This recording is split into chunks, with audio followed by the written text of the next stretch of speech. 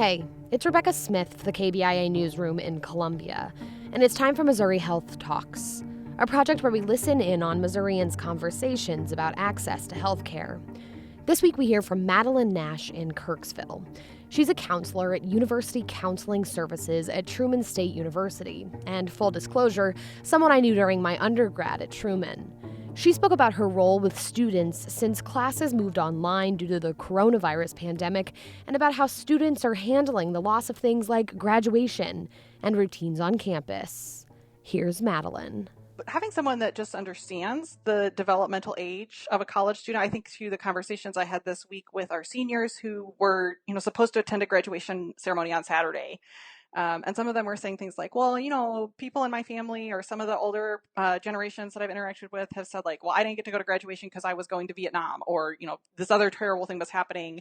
And recognizing that having someone who empathizes with that situation or who has been to graduation for the past few years and knows how important that is and can acknowledge that's a real loss for you and you are grieving this and you have a right to grieve this, even if someone else has had to go through something that, on this weird scale is more difficult in some way. And so working to acknowledge like that is something that is a real loss, and understanding what that loss is, I think has been really important, particularly for our seniors, but also just for all of our students who, maybe didn't get to say goodbye to their favorite professor this year, or who didn't get to go through that process of having a closing banquet for their job on campus. And so recognizing that losing that empathy and that validation of those experiences being something that's worth mourning has been really hard for some of these students. And so I think for them, often just having that voice of someone on campus who can validate and normalize that experience, give them that empathy, or help them give themselves that empathy and work to turn off that invalidating voice that we all have in our brains, has helped them be able to move on in a way that is successful.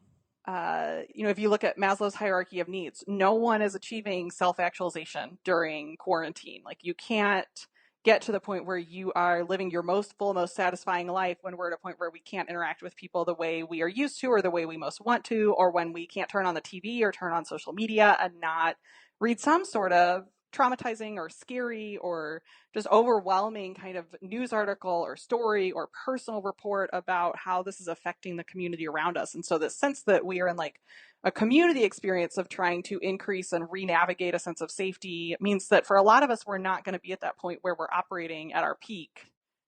That shaming message we have about asking for help is not about other people asking for help. It's about carrying shame about ourselves asking for help. You know what I mean? Like, we're often like, yeah, other people need help. That's great for them. They should do that.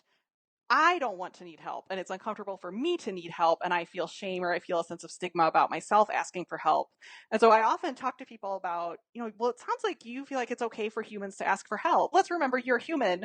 You are in the humans who get to ask for help, right? And so sometimes just acknowledging your humanness and recognizing there is part of our brain that says all humans need help sometimes. And we have those messages everywhere. Like when we say things like, it takes a village to raise a child, we recognize humans need each other and need help and need support. And so sometimes that hurdle is about just recognizing that we are human as well. And so all of these thoughts we have about humankind benefiting from support, we have to apply to ourselves versus just this idea of like humankind outside of us. That was Madeline Nash with University Counseling Services at Truman State University in Kirksville, speaking about how college students and others should give themselves a little empathy during this unprecedented time. That's it for this week's Missouri Health Talks. Tune in next week for more conversations from throughout the state about health and access. I'm Rebecca Smith. Thanks for listening.